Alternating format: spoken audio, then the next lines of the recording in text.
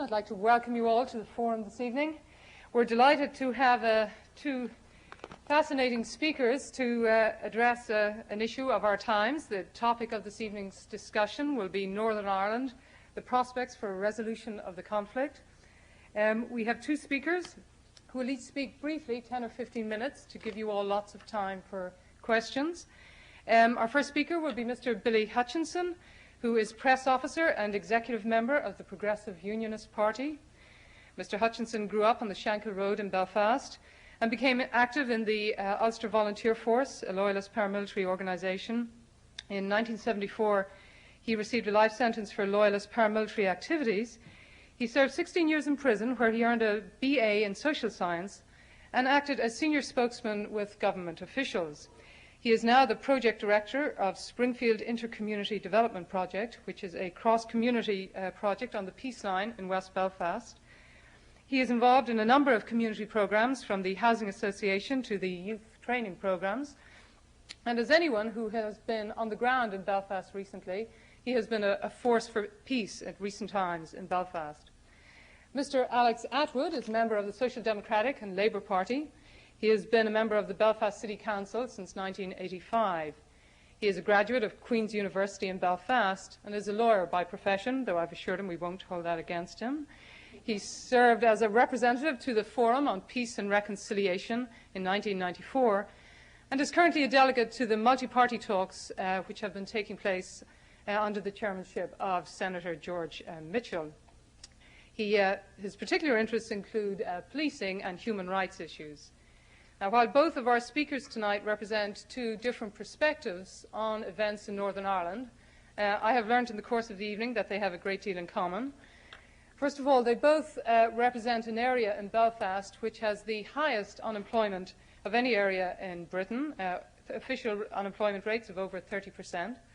And they both come from an area in West and North Belfast which has seen two-thirds of all the recent political violence in Northern Ireland.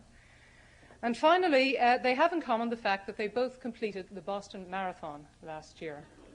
So I'd like you to welcome them both, and we will open for questions as soon as they have had their comments. So first, Mr. Hutchinson.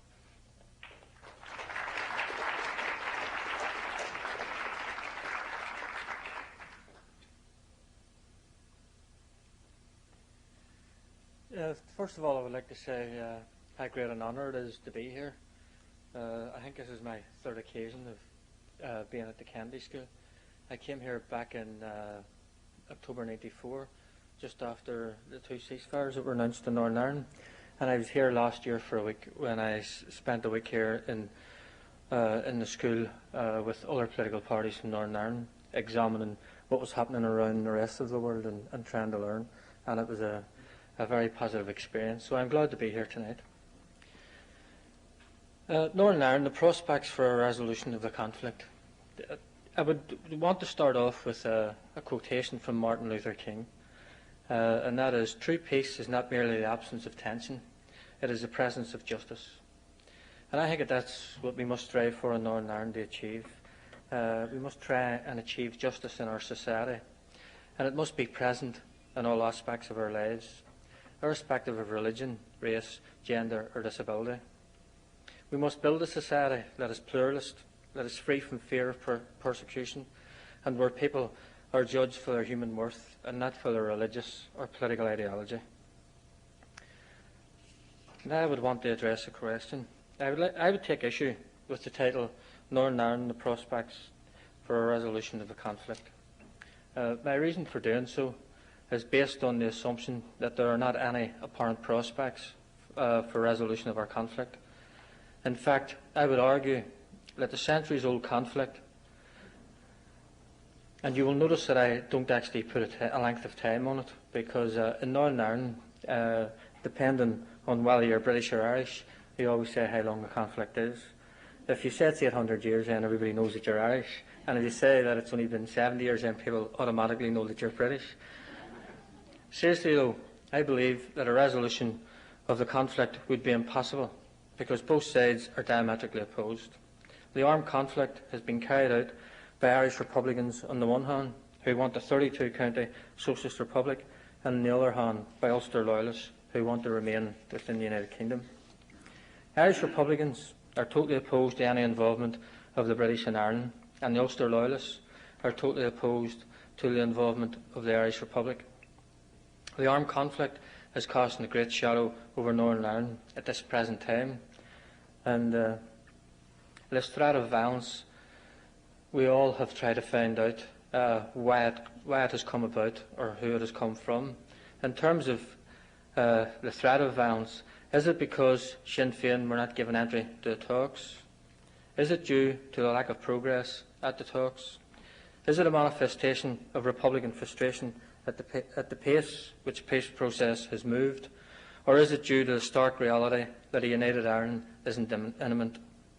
All of these questions are serious questions, and I don't believe that I have the time here tonight in my speech to actually deal with them with the time that they actually deserve. But maybe when we come to the questions and answers, that we will be able to take some of these questions up and explore them further. There's also the question of, did the Republican movement realise that it couldn't achieve the pan-nationalist front, and did it realise that the diaspora are tired of the use of violence to achieve a united Ireland? Those are the things that I would want to try and examine later.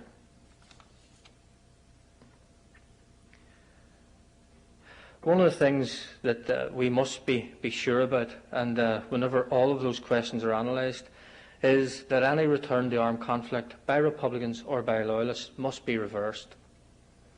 The one thing that Republicans have come to realise is the fact that they are out of step with Irish nationalism on the question of the principle of consent. And this is the reason why we must ensure that there is no return to violence over this principle of consent. We must transform our conflict from one of armed conflict to one of non-violence. And again, I would want to quote Martin Luther King Jr. He said, "I am convinced that if we succumb to the temptation to use violence in our struggle for freedom, unborn generations will be recipients of a long and desolate night of bitterness, and our chief legacy to them will be a never-ending reign of chaos." I have seen this in the Loyalist community from which I come. 25 years ago, I fought alongside the fathers and grandfathers of the young Loyalists who are prepared to fight against the IRA today. In another 20 years, their unborn children will be willing to take up the fight. These young men are filled with hatred and fear. We must create a society that will attempt to eradicate that hatred and fear that touches all our lives. I know if Loyalists go back to violence, I will watch conveyor belts carrying young men to the prisons and to the cemeteries, just as they carried their fathers and grandfathers.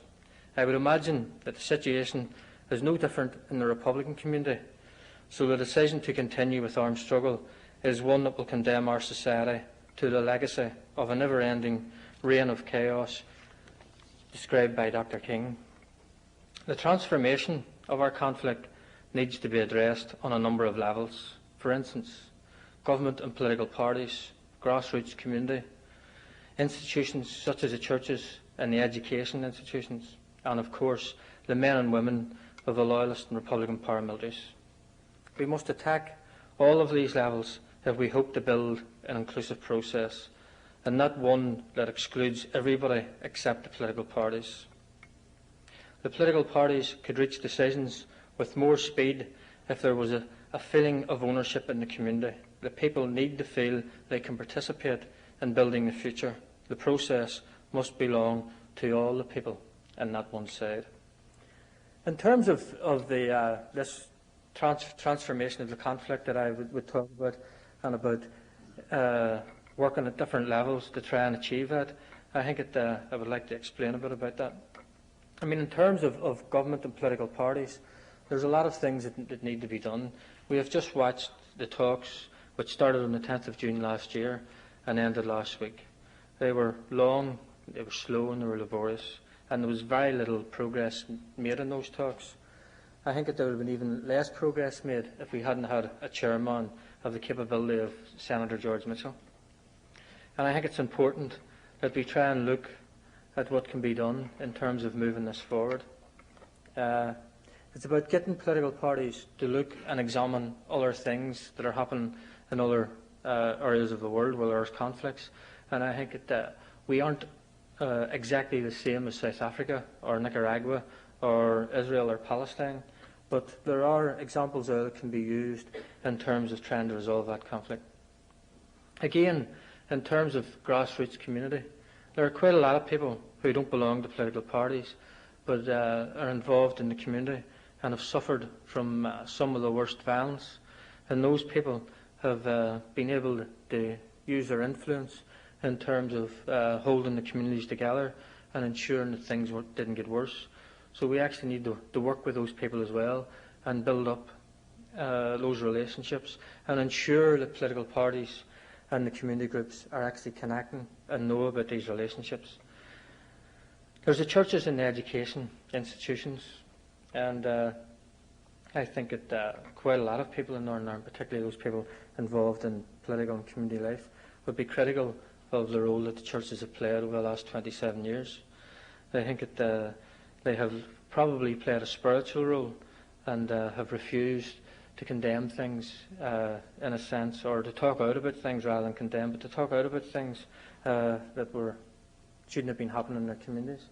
And there's a lot of talk about what the churches should have done. So I think we need to build that relationship with the churches, and we need to encourage the churches to take more of a positive role.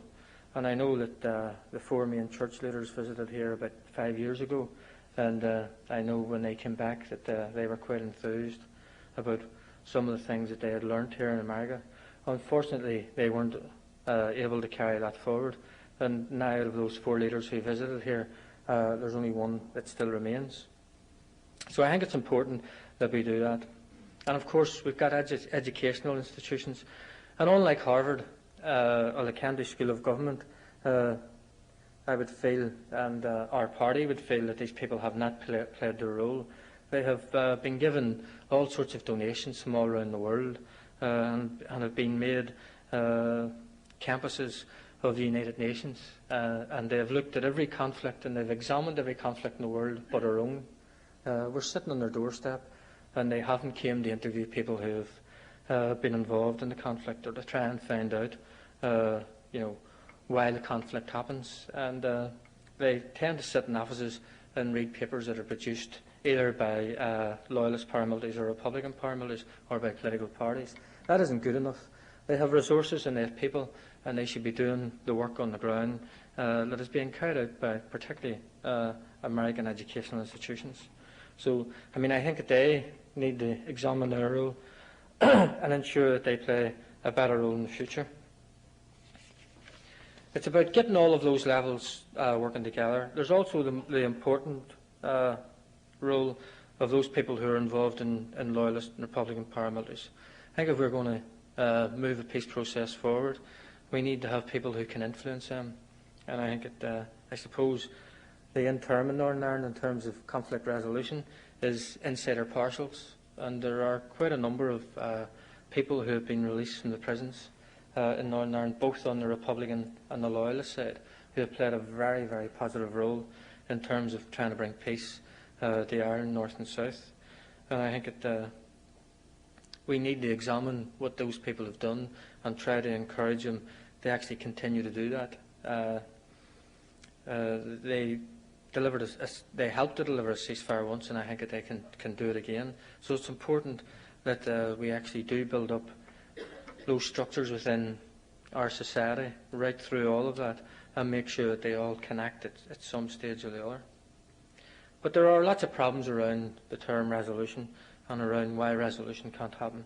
If we examine one of them, there's a conflict that exists in Sinn Féin's insistence that they are the government of Ireland, mandated in 1918, which was almost 80 years ago, when the world was a very different place and the British Empire was in place. Sinn Féin continually refused to recognise that the real British presence in Ireland is the Unionist people and not the British government. And I think that some of the Sinn Féin people have started to learn that they need to deal with the Unionists. But unfortunately, when it comes to the bigger picture, and when negotiations are trying to happen, they continually leapfrog that community and try to go directly to the British government. And I think that that's a mistake, because whatever agreement's found, it's going to be found by all of the people in Northern Ireland. It will be by their agreement. And I think that nationally and internationally there's a role for people to play, but I think that role is one of facilitation. And I think that the Americans have played this role of facilitation over the last couple of years impeccably. And when I talk about America, I talk about the administration and also corporate America. If we look at some of the roles that people have played, if we take a Kennedy School here, they have a Young Leaders Programme, which is, they work with Frank Costello, who's in the audience, and they bring young people from Northern Ireland, and they try to encourage them in terms of leadership, and encourage them to be good leaders, and show them good examples of that. So I think that's a very, very positive thing. We also have the Boston Iron Ventures, which is linked up with Springboard, which is an international fund for iron venture, and it brings people from West Belfast, both the Shanklin Falls and also from Tala and Dublin, here to Boston, to try and improve their job prospects, and they send them out into Boston on job schemes. So I think those sorts of things are important. But obviously people like Ron Brown, the late Ron Brown and late Chuck Meisner, were people who recognised that if they were going to help Northern Ireland, they could help them through economics, and they continue to do that. In fact, I think that I knew Chuck Meisner better than I knew Ron Brown, and I know that he did quite a lot of work on the ground. He visited some of the most deprived areas, and always was interested in what was going on, and kept Ron Brown informed about what needed to be done. They encouraged American companies to invest in Northern Ireland, and they also encouraged the governments to actually try and put on investment conferences where not only business people could go, but where community people could go. Because I think Chuck Meisner learnt very early on that if people who were going to invest in Ireland were going to be convinced that the ceasefire was there, or that people weren't going to be killed or blown up, it was going to be done by ordinary people in the communities. It wasn't going to be done by the Industrial Development Board or by British ministers, but it would be done by people on the ground, because they would hear the real stories.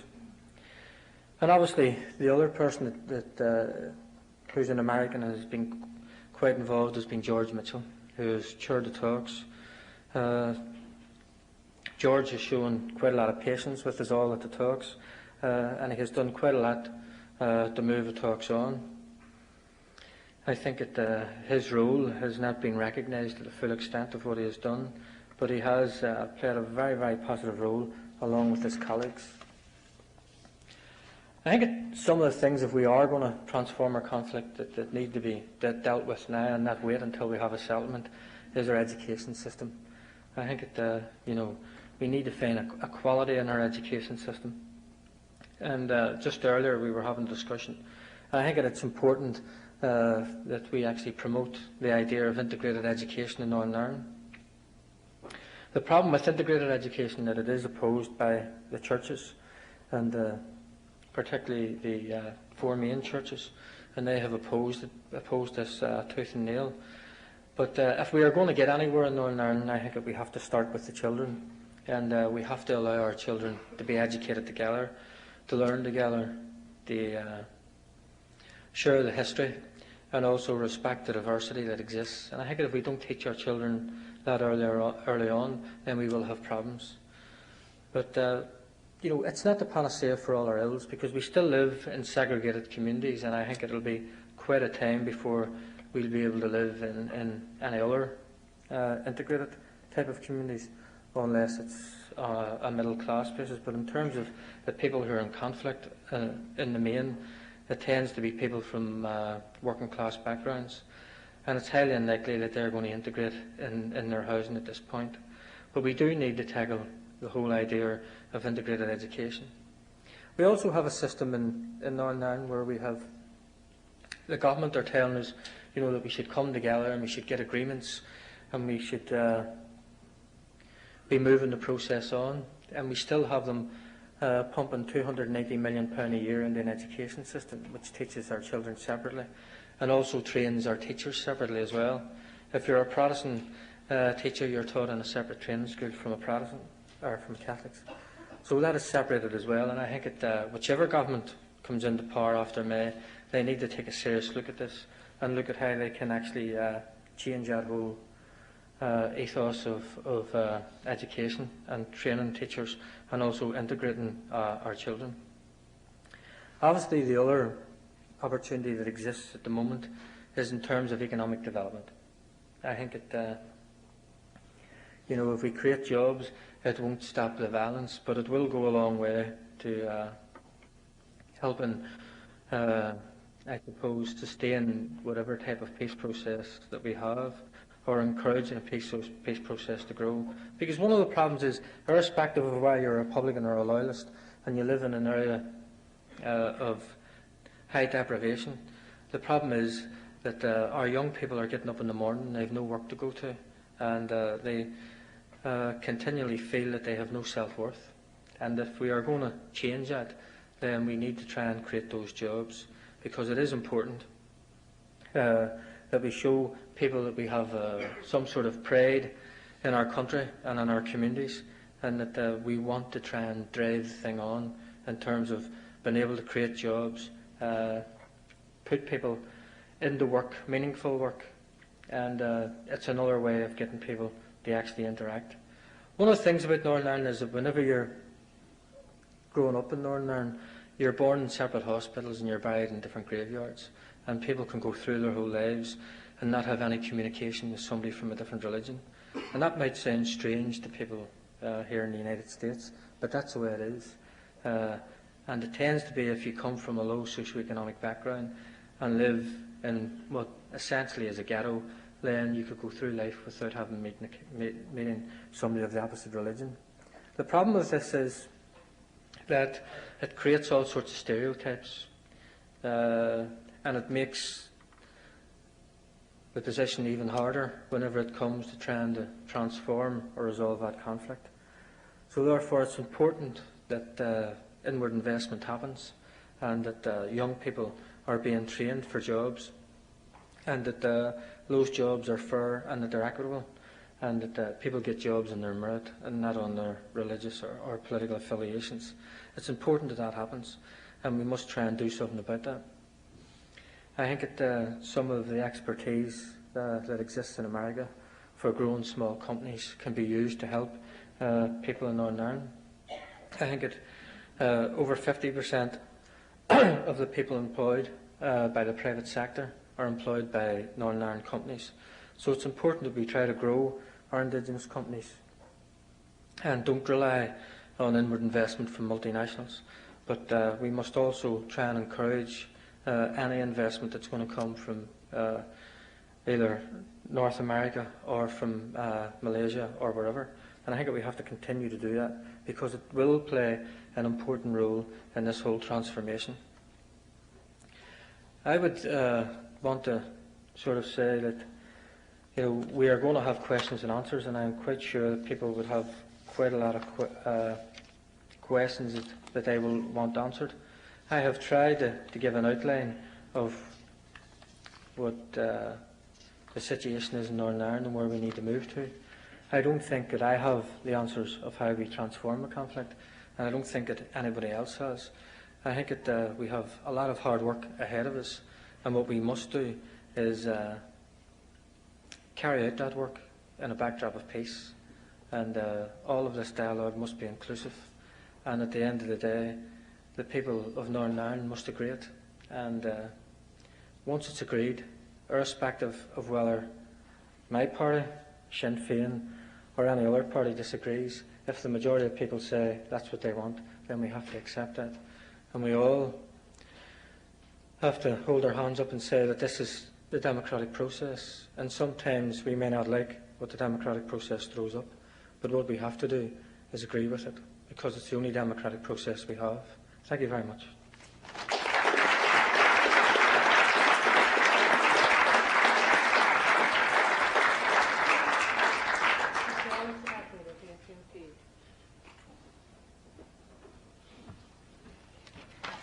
Thank you.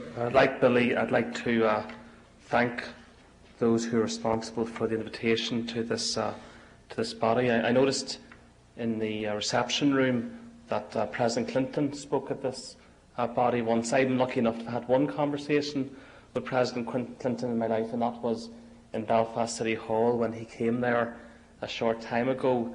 And as he shook my hand, I meant to say to the President that after the worst of days in Belfast, this is one of our best. What came out, though, was that after many good days in Belfast, this is one of our worst. And that the look on his face said that here is one of those people he's heard of who live in Belfast who are hostile to American involvement. I hope it makes some more sense tonight. Maybe some of you people in the audience, President Clinton is your political hero, but my political hero is actually the late Robert Kennedy. And in 1966, he said to a South African audience that there is nothing more difficult to take in hand, more perilous to conduct, or more uncertain in its success than to take the lead in the introduction of a new order of things. And after the traumas of the last 25 years in the North, and after the particular anxieties of the last 2 or 3 years in the North, we understand what he meant about the difficulty, the peril, and the uncertainty. And then, interestingly, he added, "Yet this is the measure of the task of this generation, and the road is strewn with many dangers." And certainly in Northern Ireland we understand what that means, because quite literally, over the next number of months, the road is strewn with many dangers, the marching roads of Northern Ireland, and that whatever I say tonight shouldn't deny or diminish the difficulties that we're going to face over the coming weeks and months, difficulties that certain people would exploit for their own narrow advantage against the interests of the wider community.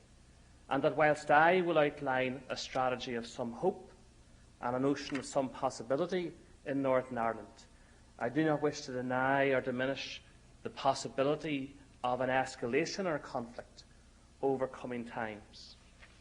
I want to address, really, if you like, a number of audiences tonight. The first being the Republican audience, because it seems to me that in America, America has a love affair with Republicans. Maybe not in the White House, but certainly back in Ireland. And I want to make a number of comments about Republicans and what they are doing in the north of Ireland at the moment. Because, in my view, it is now self-evident and compellingly true that nobody believes in the advantage of war or believes that war will bring about change in our political conditions. You might remember a political slogan that Sinn Féin used a number of years ago, where they said very sinisterly that they intended to take power in Ireland with the Armalite in the ballot box, the Armalite in one hand and the ballot box in the other. In my view, Republicans themselves no longer believe either in that strategy or in the advantage of war. And that one of the great constraining elements on the IRA since they broke their ceasefire and denied the democratic right of the Irish people to self-determine their means of political struggle, one of the great constraining elements upon the IRA since that time has been the fact that their own people now reject and resist the use of violence in their name. Never mind the fact that the entire people of the island reject and resist the IRA's use of violence in the name of the Irish people. And that is one of the great strengths of our difficult political process at the moment. Because I live on the Falls Road, I live among Republicans. They are good and decent people. They aspire for themselves what we aspire for all of us: a right to a job, security, a home and education. And that those people are being let down by the Republican leadership at this time, by the failure of the Republican leadership to return to the Irish people that which they most desire, and that's namely a ceasefire. Now, that argument is not an argument to exclude Sinn Féin or the Republican movement from involvement in the democratic process. I welcome it. I wish it. But until the Republican movement accept the wishes of the Irish people and accept the wishes of their own community, that they do not want to see a return to war, then they impose an exile upon themselves from full and equal involvement in the political process. The second audience I want to address is the British audience. And I want to say, first of all, that it is not acknowledged adequately that the British government has made some creative steps in respect of policy in the north of Ireland. Some of you who are political scientists and all of you who are politicians will know about the significance of the Anglo-Irish Agreement, the Downing Street Declaration, the Framework Document and endless others communiques from the British and Irish government, where the British and Irish governments jointly together in an agreed strategy began to pursue political advance and peace in our country. And they have to be acknowledged, and that has to be applauded. But it also has to be said that the British government was not prepared for the IRA ceasefire, and then began to mismanage the ceasefire when it was in operation, and in particular positioned the issue of decommissioning in a way that was going to booby-trap the political process. And that decommissioning for Republicans is not about the handing over of weapons, it's actually about surrender to the British government. And Republicans, whatever I might feel about what they've done to our country over the last 25 years, will not surrender. And that what we must learn from that is that in a very short number of months, there's going to be a new British government.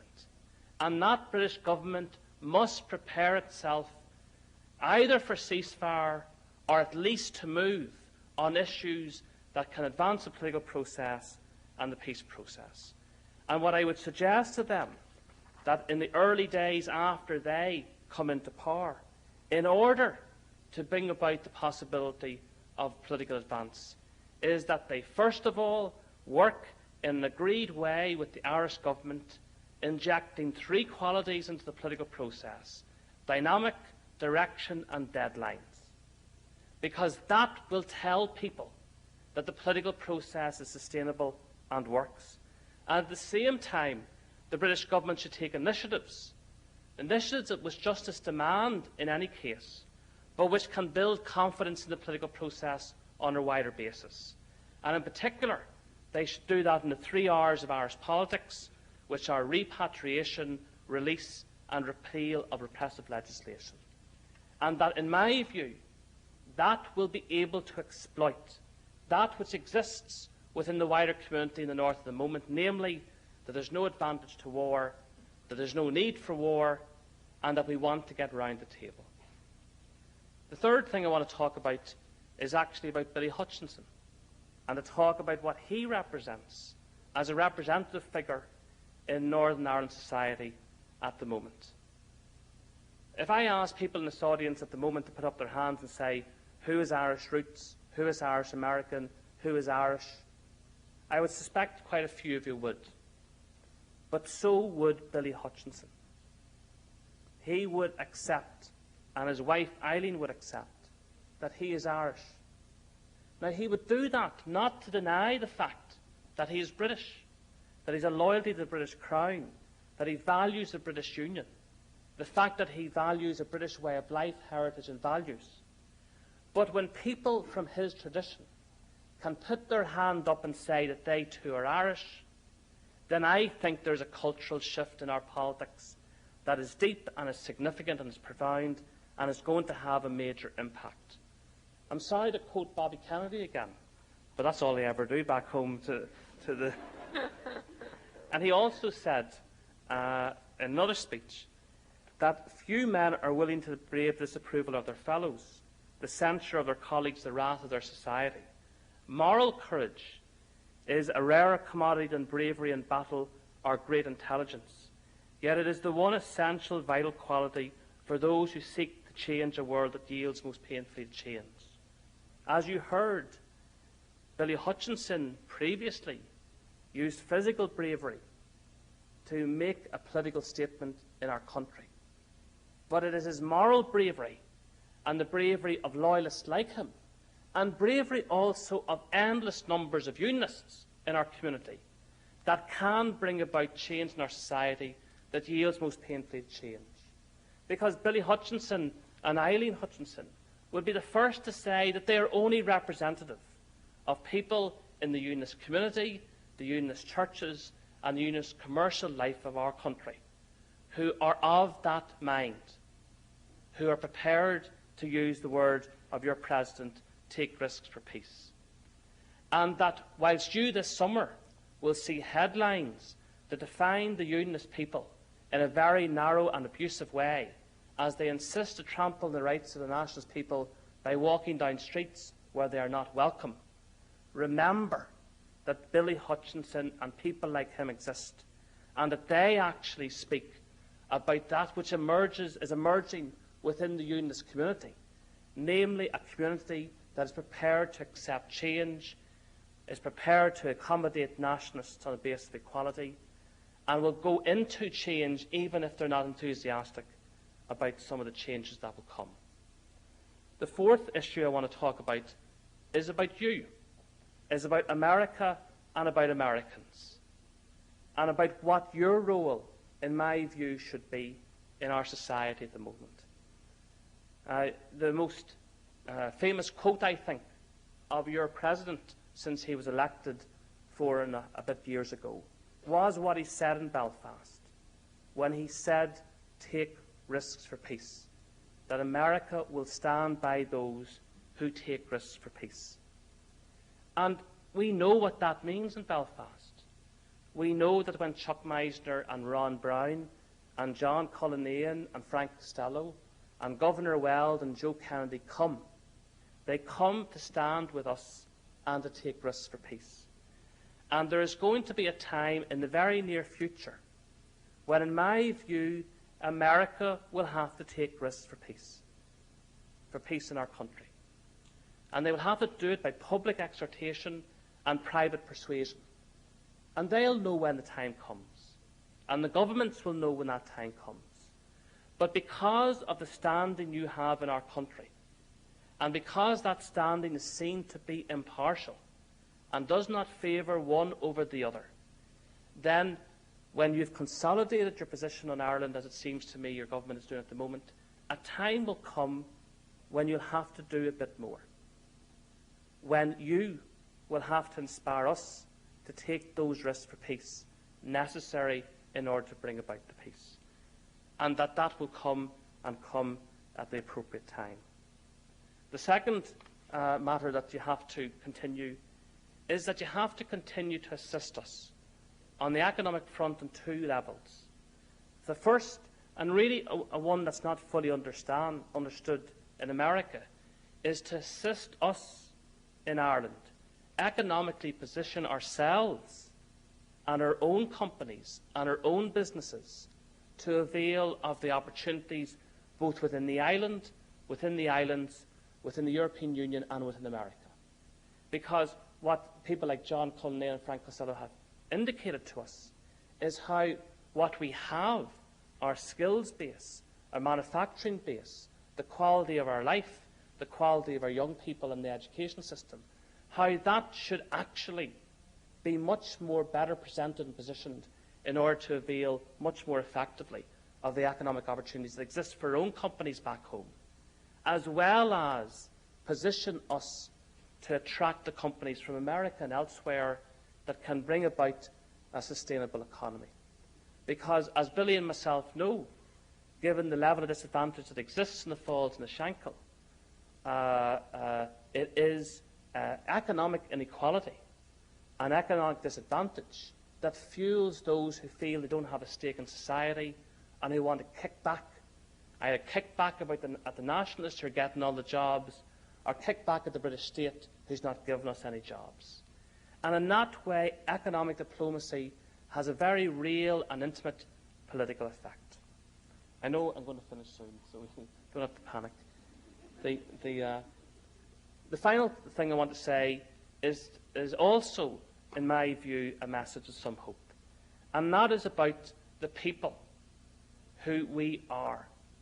Like, you know about the headlines and about the trauma and about the bombs and the killings and the bullets. And that's understandable, because that's the nature of our media. They will concentrate upon the crisis rather than concentrate upon the truth.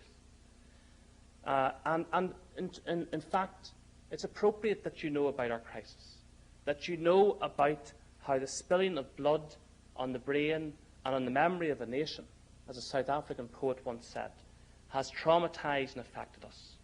But it doesn't tell you about who we are and about what we have done both at home and abroad.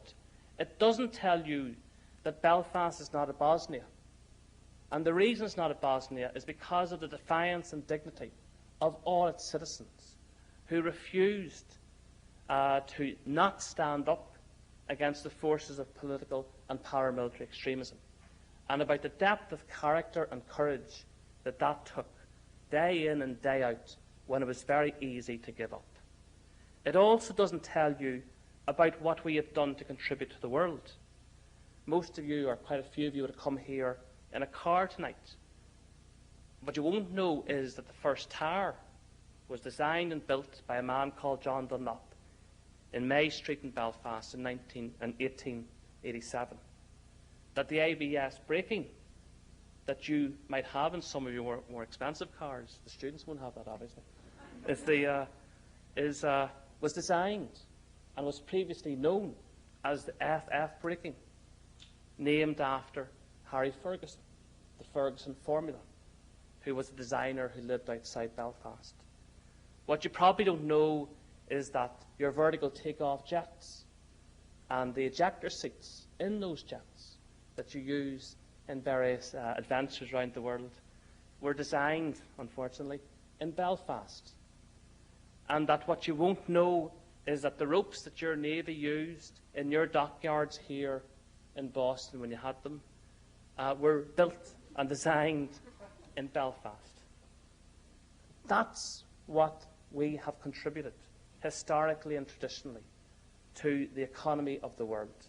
And I haven't even talked yet about what our people have done, those who are forced and who choose to come to your country, what we have done as Irish people, north and south, in contributing to the building of America. And that when you see the headlines over the summer, remember about what we have done, both in protecting the real peace process, which was a process that refused our country enter into civil war over 25 years, and the economic and other contributions that we've made. I want to conclude, because I'm an Irishman, I have to tell a story.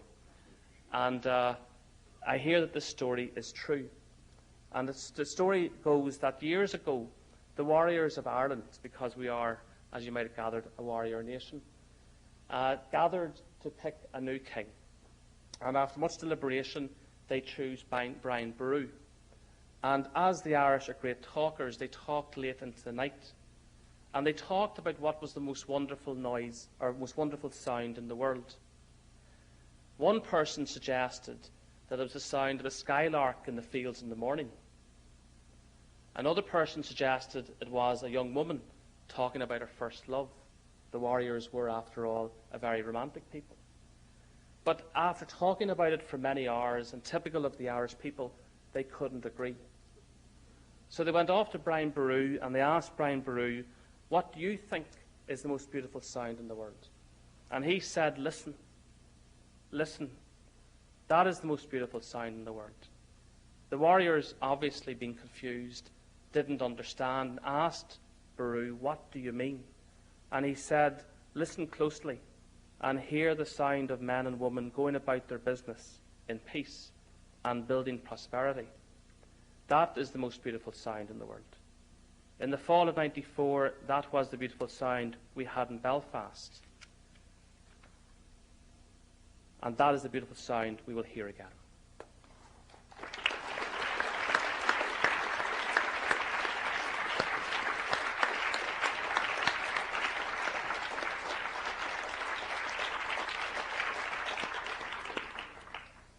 We had have a few ground rules for asking questions this evening. The first and the most important is, if you'd like to ask a question, I'm afraid I must ask you to line up at one of these two microphones. I realise that's awkward for those of you who are upstairs, but we can't possibly see you, so if you could come down and line up the microphones, we would love to entertain your questions. Two other ground rules. We would hope that you would frame a question rather than make a comment to get most out of the evening. And secondly, we would like you to identify yourself prior to asking your question. Yes, sir. I'm Ned Tebbett. I'm a graduate of the Kennedy School here. And I'm you hear me all right? I have a loud voice. I'm a descendant of Daniel O'Connell, who is probably the most distinguished Irish Catholic person serving 25 years in the British Parliament. O'Connell advocated having Ireland be part of Great Britain, part of the Parliament, and have a form of home rule. Is there a possible political compromise today that would involve that concept?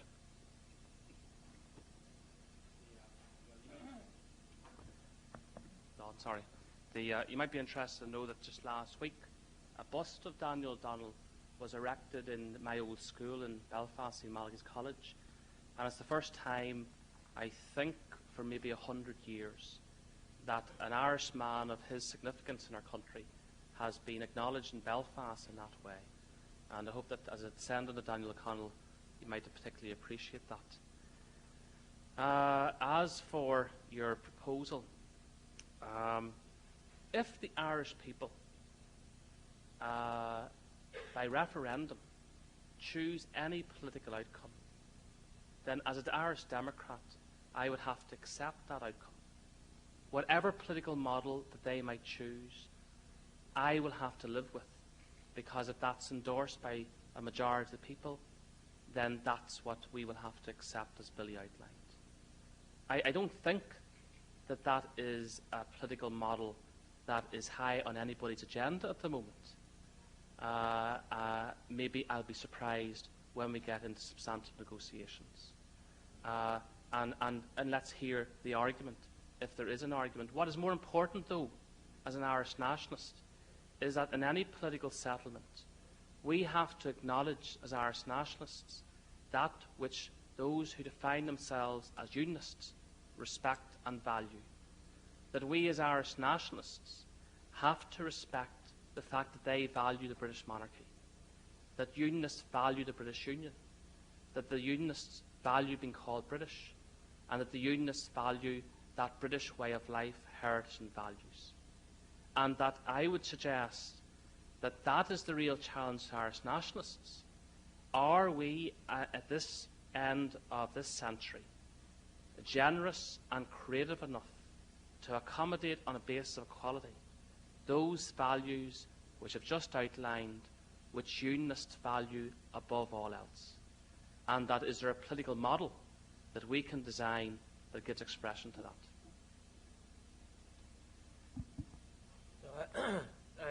I wouldn't say that as the suggestion that you're making as being a model that would probably come out of any talks in Northern Ireland. I think if the Republic are going to go into anything, I mean, it's going to be sort of fuller into the economic union in Europe.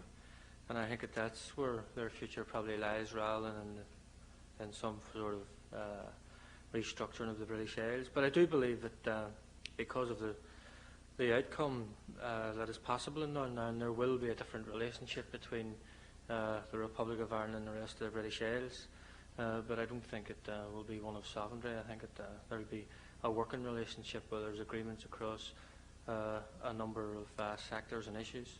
But I couldn't actually see it being coming back into the British Commonwealth.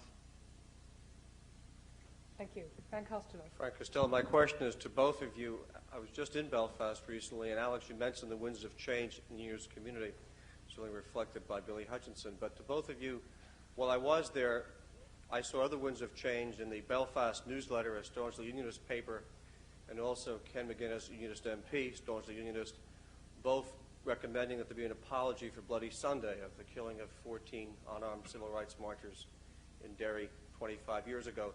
Would it mark a fresh start? Would it be constructive of the next British government, whether Tory or Labour, would be willing to take that up?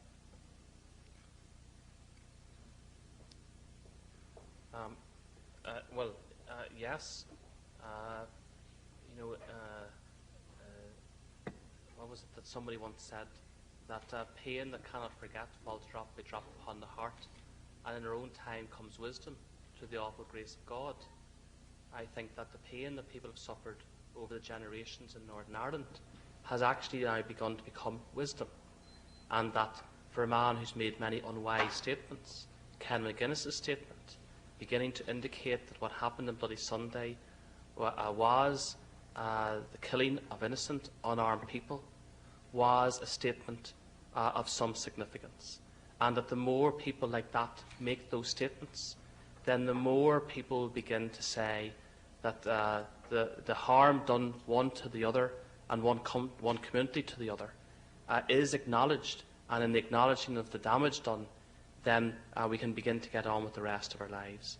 The British government should many years ago have acknowledged what they did through their army on the streets of Derry on Bloody Sunday, and that we all know in our community and beyond our community what happened on that day, on that Sunday in Derry, and that if the British government admits to what happened and launches a full investigation into what happened and begins to purge the pain of what happened, it will be very welcome, but it will be long overdue.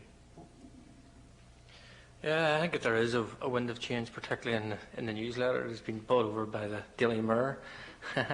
So there is going to be changes in that paper, I would imagine. In terms of people apologising, I think that, I think that there's a recognition, particularly from people in my party and myself, that we have suffered at the hands of the British government as well, in terms of people being killed. My own cousin was actually shot by the same regiment that was involved in Bloody Sunday, and later died from his wounds.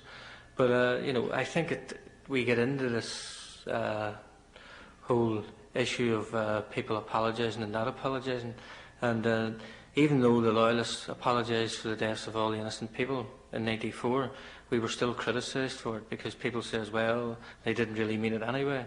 And I'm not sure whether people are going to accept any apologies.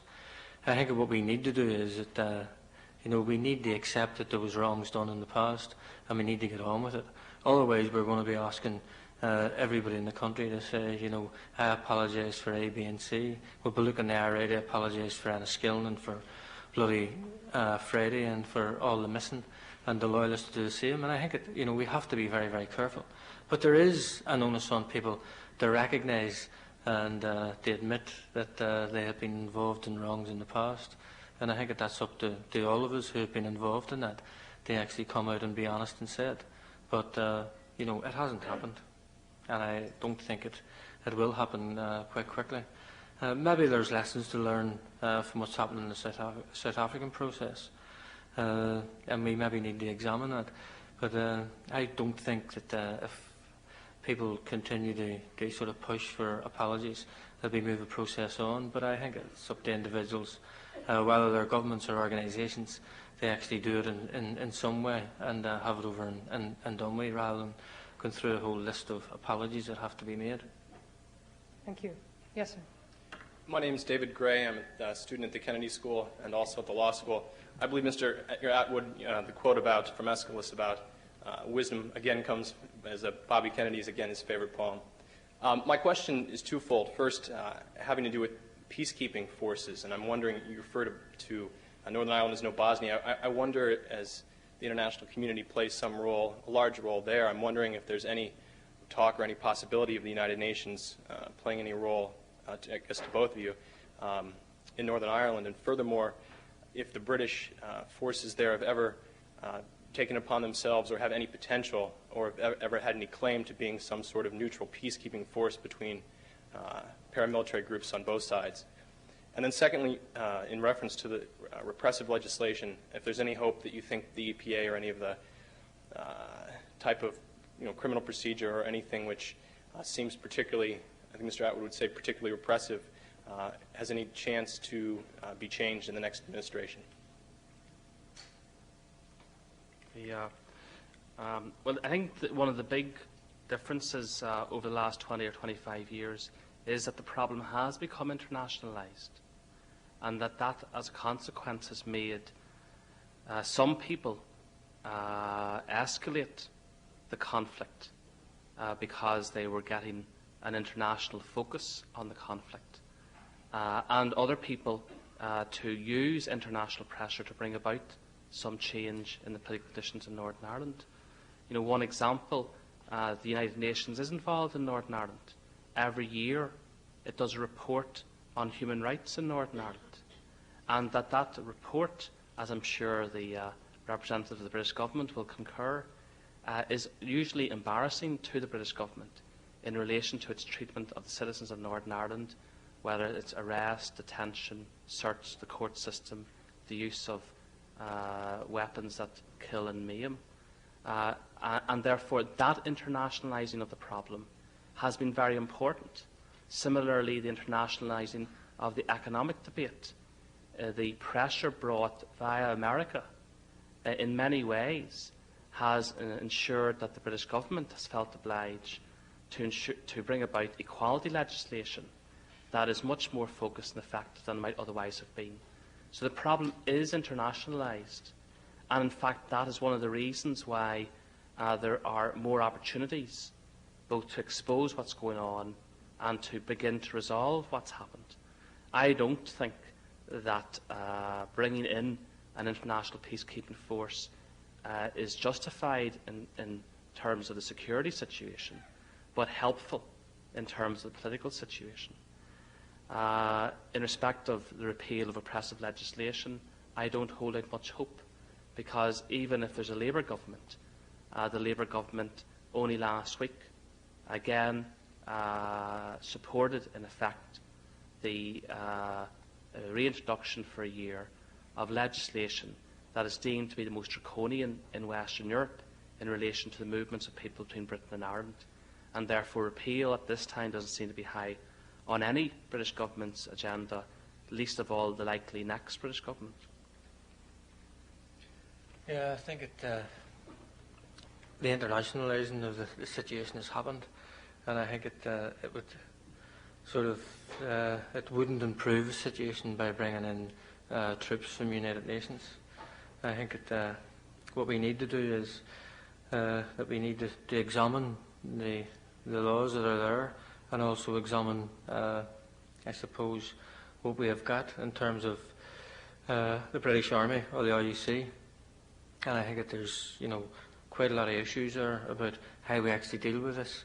But until, we get an IRA ceasefire, nobody is going to be even interested in talking about this. I think Alex is right.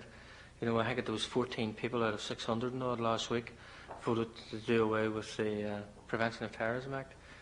And I think it needs to be, I need to actually sort of say this, we tend to hear a lot about miscarriages of justice against Republicans, and we tend to hear that all this legislation is aimed at them. It isn't. It's aimed at everybody. I mean, I have a problem moving about sort of England or Scotland. I continually get stopped by police at airports and also at docks and questioned about my movements. So it isn't just for sort of members of Sinn Féin. In fact, some members of Sinn Féin can move about the United Kingdom far more easily than I can, and I claim to be a British citizen. They don't seem to get as much hassle as I do when I go to these places.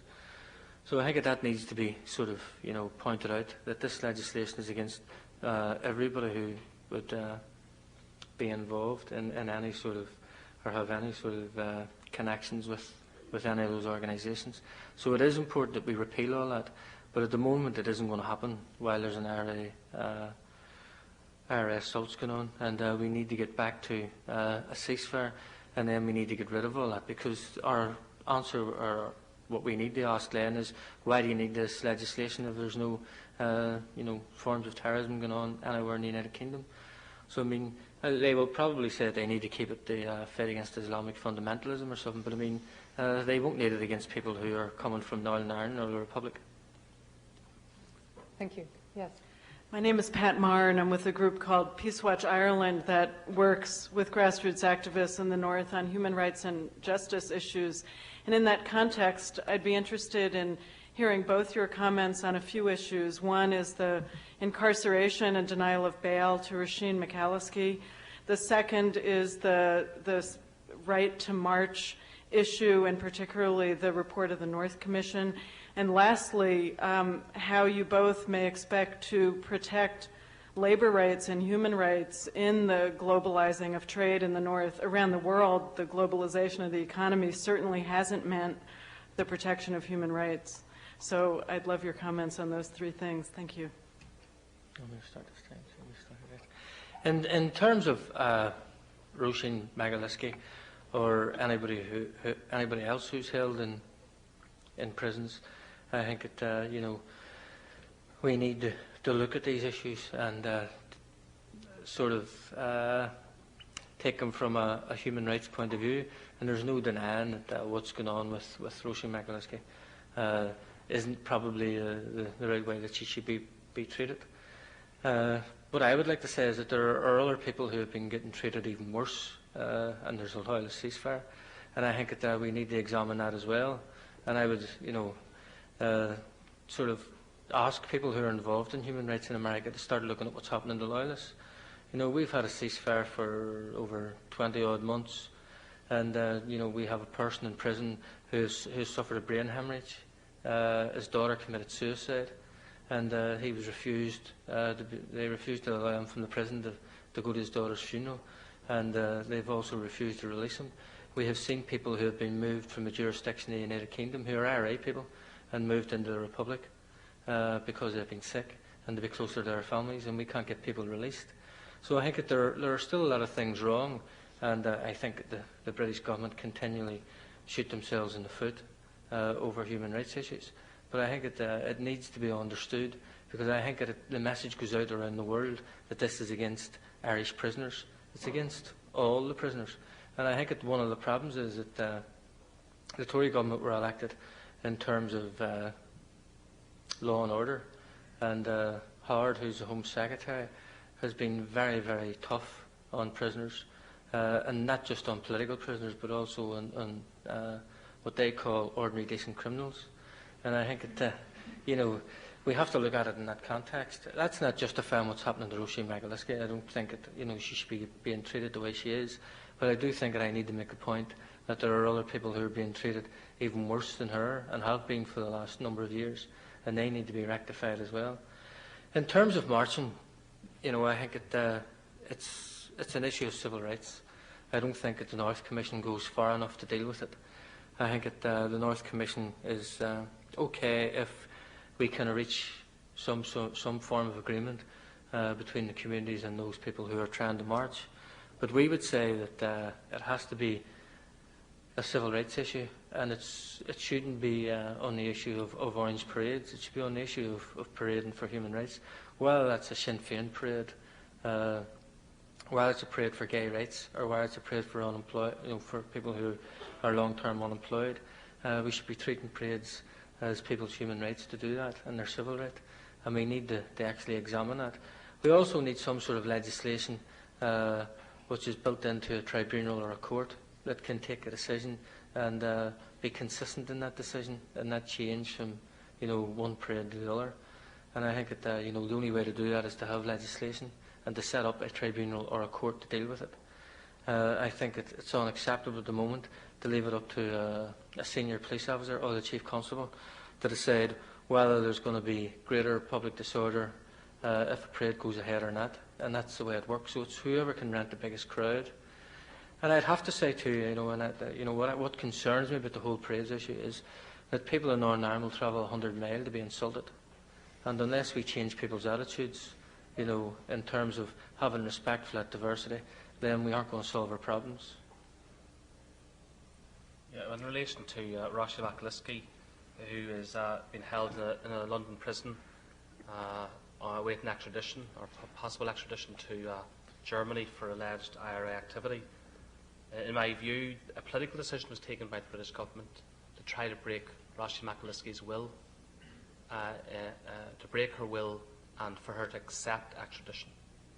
And that as a consequence of that, there was a particularly cruel and vicious attempt to deny her what would be considered as reasonable standards whilst being held in custody. Now, the situation is alleviated a little, but this girl is over 7 months pregnant and has been subjected to the denial of rights that would be accepted in many jurisdictions around the world. And that what should happen is that if the German authorities, as they appear, believe that she can be released pending this extradition hearing, then she should be released, and that she should be allowed to have her child in the safety of a hospital. In relation to the marches issue and the proposals of a North Commission, which the government sponsored in order to bring about a resolution of the marches issue, as soon as that Commission announced proposals, the British government was perceived by many people to bin those proposals, in that they then decided that they would have a further period of consultation during which to see if they could get a consensus about the marching.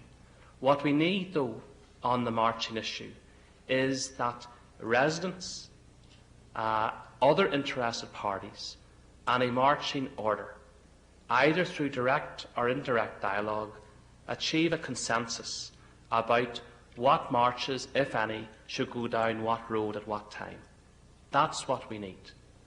And that we need a success of dialogue of that nature in Dunloy or the Ormer Road or other marching conflict zones, in order to set a standard by which all other marching disputes could be judged. And if we could have that success, then I think there's a potential to moderate the damage that awaits us over the summer months. But what I am worried about is that there are political forces at play who see the marching issue at this time, and in particular see the potential of an agreement on the marching issue this time, as damaging to their narrow political interests, and that there are booby traps being laid by those who might see that issue in that way at this very moment. And finally, in respect of the issue about labour and human rights, that's a very vast question, except to answer in this way.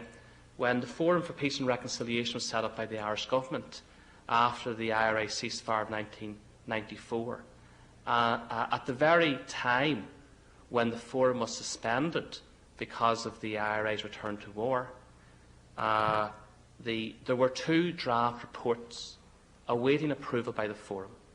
Those draft reports were on economic, social, political and minority rights, and were a blueprint about where Ireland should go in the next century in relation to protection of all range of rights, including the rights of communities, which is an area of law that's only developing internationally at this time. And that, given the nature of this particular body, I would commend those documents to the JFK Institute as being a blueprint for other jurisdictions as well. Yes. My name is Sarah Denford. I'm an undergraduate in the government department. My question is regarding Sean O'Callaghan, the IRA member and police informant, and his recent comments regarding the denunciation of IRA violence, and also somewhat denunciation about Irish American romanticism of IRA violence. I'm wondering what the reaction has been in Northern Ireland about that. Well, I think reaction to his comments would be varied, and I think what I would say is that, I think he has a lot of points that he makes, but I think that he tries to make them in the wrong way. I think the last thing we need to do is to demonise people. I think we've just come out of 27 years of demonising people. And what we want to do is not marginalise people further, but to bring them in. And you don't do it by doing the sort of, or behaving the way he's doing. I think that, I am diametrically opposed to the IRA and what Sinn Féin's trying to achieve. But I recognise that they have to play their part, and I have to allow them to play that part. And I also recognise that there are people who would try to demonise me because of where I come from. And, I think that we have to move on from that and try to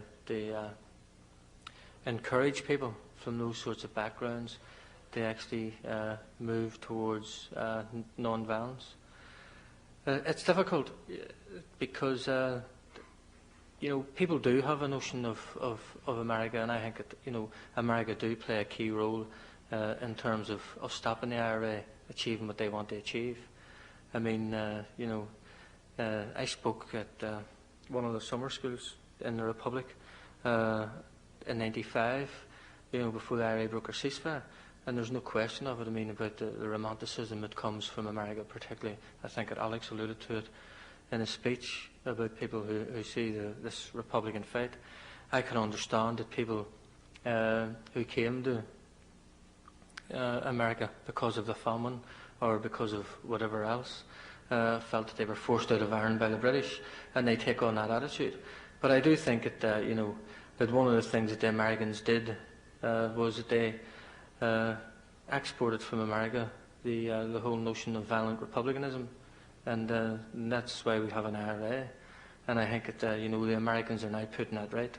They will stop the money and they will stop the guns coming to the IRA if the IRA are continuing to work against the rest of the community, not only in Northern Ireland but in the whole of Ireland and in the British Isles. So I can understand what he is saying, but at the same time I don't think that his approach is the right one. We need to embrace people and bring them in and make it inclusive, rather than trying to demonise them. And I just think that his comments at this time are the wrong ones. I made a point, I think it was to John Cullinan earlier when I was talking to him. I was saying that some of the comments that he makes in terms of doing all this, he says that the IRA will only call a ceasefire, they're all dangerous people, and they call a ceasefire its tactics. My argument to that is, what's new? Should we know all that? But the point is, if these people stop killing people, it doesn't matter what the reason is. The point is that all of those other people who are involved in the political process have all different ideas about why they will do this, and they will all build up their arguments to tackle Sinn Féin, who are the IRA's political representatives. So I won't worry. All I would be concerned about is that the IRA call their ceasefire, and I know who they are and what they are and all the dangers, but I'm quite prepared that they bring it all to the table in a peaceful means and they leave the guns outside. And I think that that's what we have to do. Briefly, I think that more important than who said what is there any validity in what was said? Because there would be people back home, people who have gone far down the road with Republicans, who might concur with the views that O'Callaghan suggested, and that whatever lack of credibility he may or may not have, there are issues there that can't be dismissed merely by dismissing the man, and which need to be addressed seriously. Now, I am one of those people who believe that at a certain time the Republican leadership believed that they could bring about more advantage through the political process than military actions, and that a strategy was designed, and they became convinced that there was validity in that argument. The problem was that whilst that represented the leadership of the Republican movement, and whilst that was very broadly supported on the ground, there was an element within the IRA who didn't agree with the timing of the first ceasefire or its means of delivery, and looked for the opportunity to break it. And the British government, through some of their actions, and through actions of other people as well, because none of us are without blame, created the opportunity for those who were a minority within the IRA, and who certainly didn't reflect the majority of Republicans, to get critical mass to break it. And that's what happened. And if that is what happened, in my view, then the conspiracy theory that Sean O'Callaghan outlines may lack some validity. Thank you. We clearly have far more questioners than we have time for questions, so I'm going to take one last question over here, and then I would ask anyone else if they wouldn't mind coming forward afterwards and asking the question. So last question here, please. Hi, I'm Beth Parkhurst from Reaching Common Ground. Mr. Atwood, you didn't need to tell me that Mr. Hutchinson is Irish, because he's the absolute image of my brother. A lot of people say that. Well, he did say that earlier. I honestly did. My question is about the significant difference between being Irish and being Irish American. And it would take too long to make a big statement about that, but we're all aware of the political and implications of it. What I would like to ask you both is, if the difference between you as Irish men and me as an Irish American woman is any different, is in any way different from the difference between you and a Catholic Irish American. So you wouldn't repeat that? Sure. I often hear, I am very often reminded of the fact that, yes, we guys are all Irish Americans, and we have to remember that, we're not like Irish. So, yes, there is a difference. What I'm asking you is, if the difference that exists between you and me, with all of its political ramifications, which would take too long to talk about now, but we all know what we're talking about, are somehow in any way that you can identify different between the difference that would exist between you and a Catholic Irish American. Well, I think first of all there's an immense debate going on in Ireland about what it is to be Irish. It's very interesting that somebody was saying last night that Irish people, and this is reflected in the promotion of Irish dancing, the Irish language, the river dance phenomenon, that Irish people are again comfortable with things that were being rejected by generations of Irishmen previously.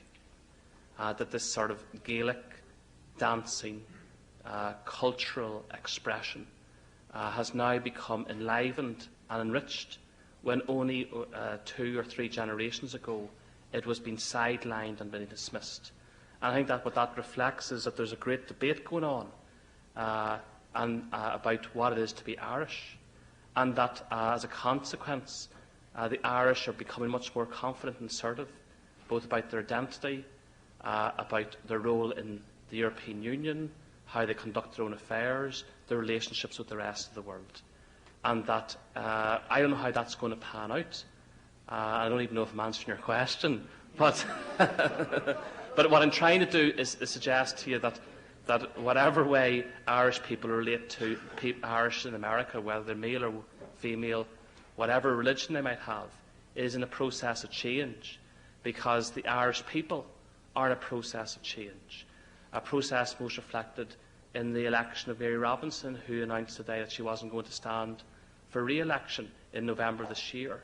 But what she defined was a confident Ireland that was inclusive of women, of travellers, of community groups, of people who previously were not part of the power structures within our society.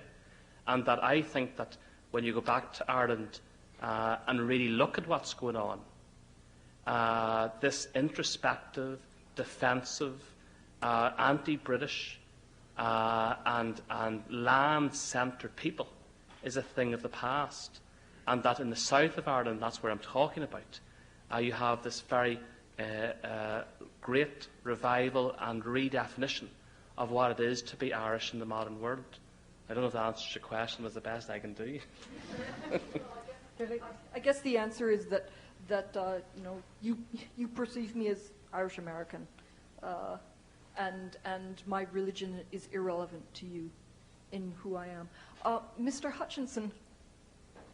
Yeah, I'll ask you this. I don't see. Yeah. We're this bunch of Irish Americans, and is your relationship to us, is your whatever theoretical relationship you'd have with me at all different from the relationship, that political whatever, that you'd have with the Catholic Irish American woman? No, I think it.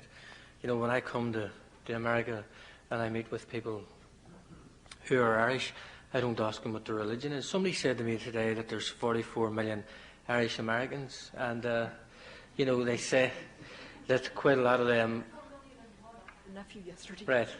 And that's what they say. But somebody said to me today that something like 18 million of them are actually people who are from Protestant, from the Protestant religion. I don't know whether that's true or not, but I mean, I wouldn't, ask somebody were they an Irish Catholic American. I mean, all I'm interested in is that they're Irish Americans, that they have some commitment to Ireland because they came from north or south, and I think that that's, the relationship that I have with them, whether they're male or female. It doesn't matter about their religion. I think that what matters is that they are committed to the principle of consent, and that they, if they're Irish nationalists and they want to see United Ireland, all I'm interested in is that they're committed to that principle of consent, and that they're not going to support violence to achieve that end. I don't have a problem with that. I mean, I think that, Alex said earlier on in the speech about what people from Ireland have contributed to this country, and we've seen, and we continually see what people are doing.